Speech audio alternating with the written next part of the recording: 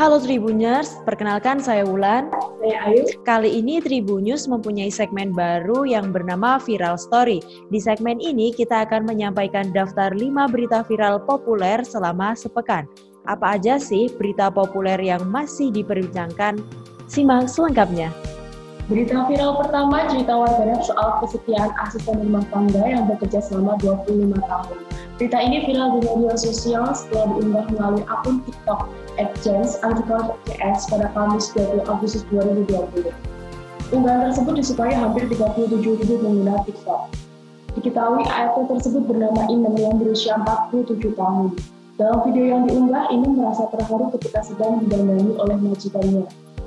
Jens Christina yang merupakan pengunggah video viral tersebut mengungkapkan jika dirinya ini membuat ART yang sudah dianggapnya keluarga itu menjadi lebih cantik. Berita viral selanjutnya datang dari seorang tenaga kerja Indonesia atau TKI di Korea Selatan.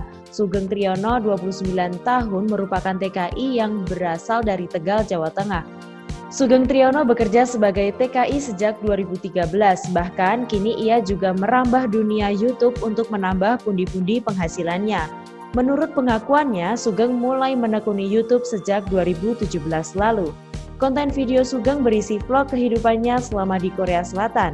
Salah satu video Sugeng yang sempat viral yakni mereview suasana tempat tinggal TKI yang ada di Korea Selatan.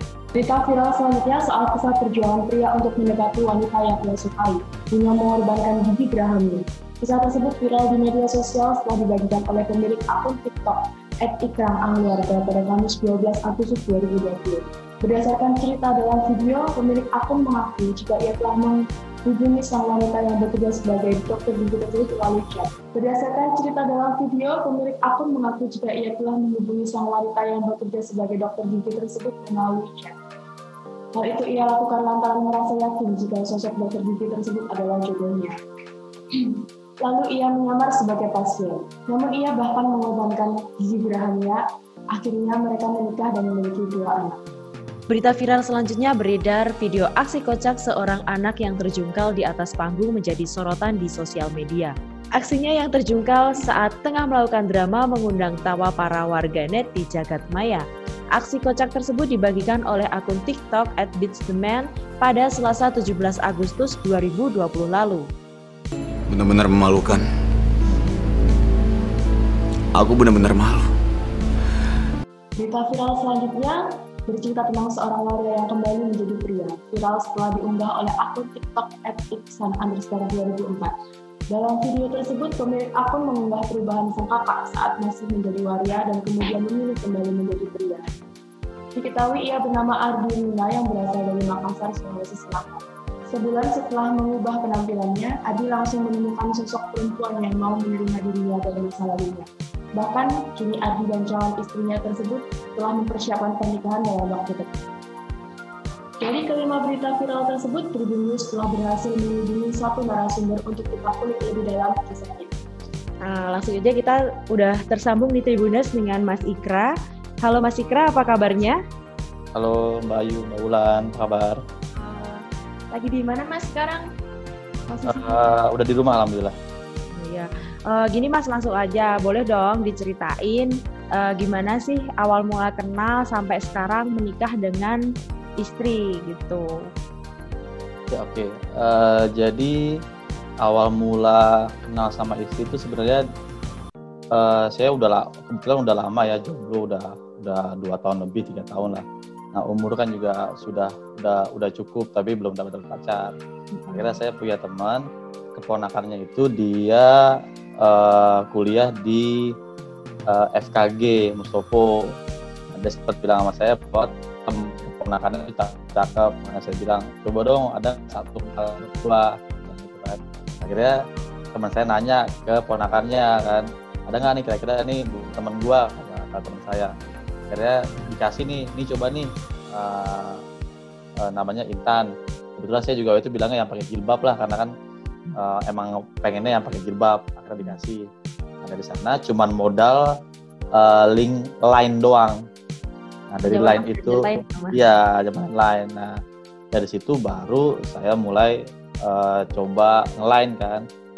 Line cuman ya biasa namanya nge-line, saya cuma memperkenalkan diri sebagai temennya si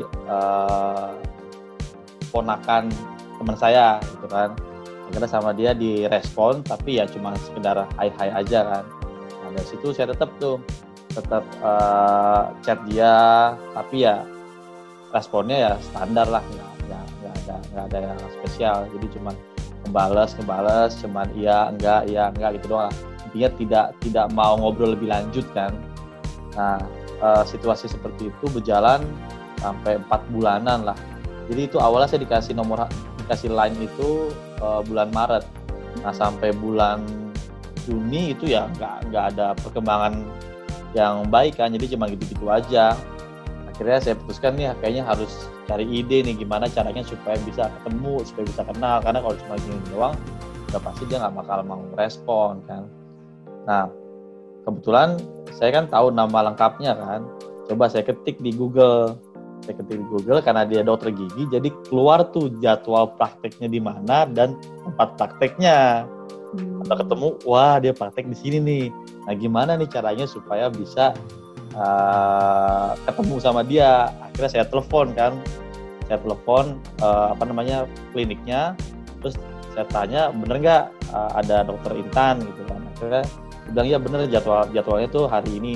Nah, di sana akhirnya saya survei tempat kliniknya, dan alhamdulillah nggak jauh-jauh banget lah. Jadi saya masih paling cuma 10 kilo 15 kilo lah dari tempat tinggal saya.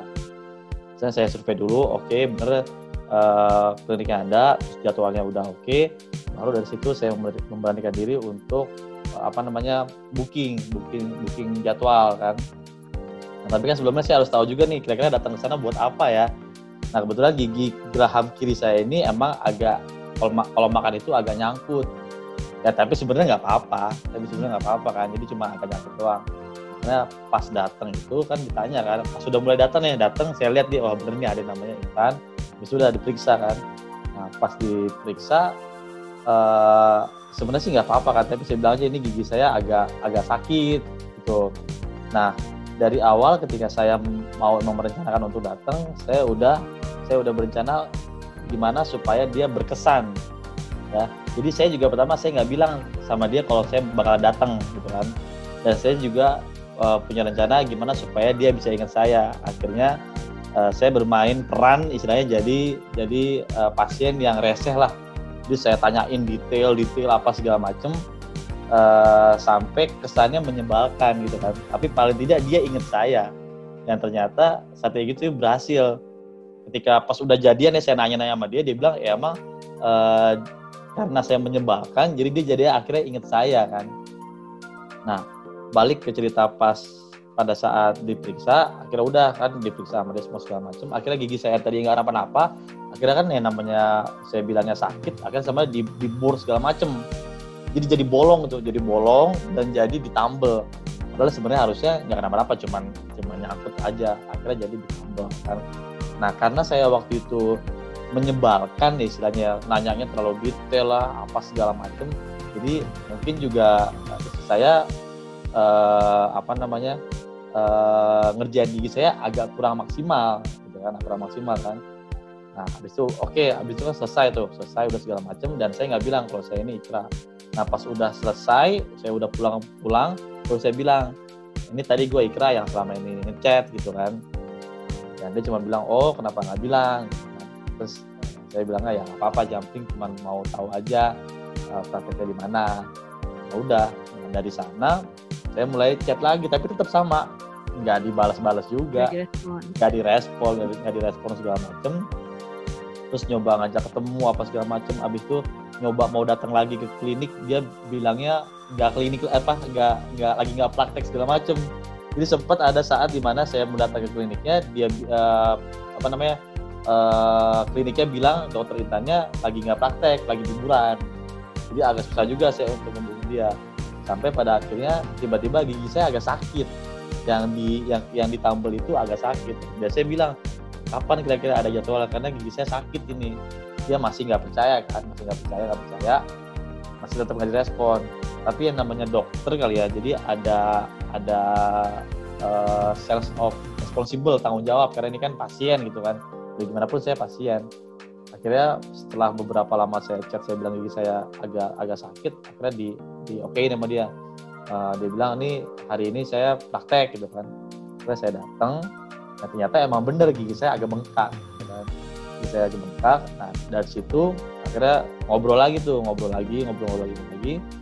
Nah habis itu udah selesai lagi, tetap pulang dari sana ya tetap masih nggak respon lah dianya. Sampai akhirnya juga sampai beberapa kali saya coba untuk jemput, terus diusir.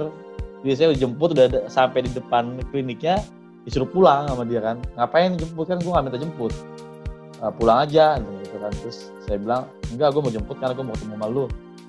Kan akhirnya karena saya tegas bilang mau ketemu, ya udah akhirnya dia mau juga. Tapi emang kadang-kadang cewek harus dipaksa sih kadang-kadang emang. Nah terus kan karena banyak ya Mas, kan banyak rintangan nih, sampai diusir, sampai gak direspon berkali-kali. Apa sih yang membuat Mas Ikra ini tuh yakin kalau si Mbak Intan ini adalah jodohnya Mas? Nggak tahu ya, mungkin buat klik aja kali ya. Kadang-kadang kan mungkin kita kayak gitu kan, ngeliat ini, wah ini kebetulan saya emang maunya cari yang berjilbab. Udah gitu saya juga maunya cari yang dokter. Jadi istilahnya ini kriterianya udah sesuai sama keinginan saya. Jadi yang ngeliatnya kayak gini, wah ini cocok, kayaknya dia nih bener nih. Ya klik aja lah. Klik gitu ya. Klik aja. Nggak bisa dijelaskan, cuma klik aja gitu. Cocok gitu ya Mas? Cocok. Apa sih yang Mas membuat Mas Ikra percaya diri mendekati dokter giginya ini, yang membuat Mas pede? Apa ya? Ya pede aja lah.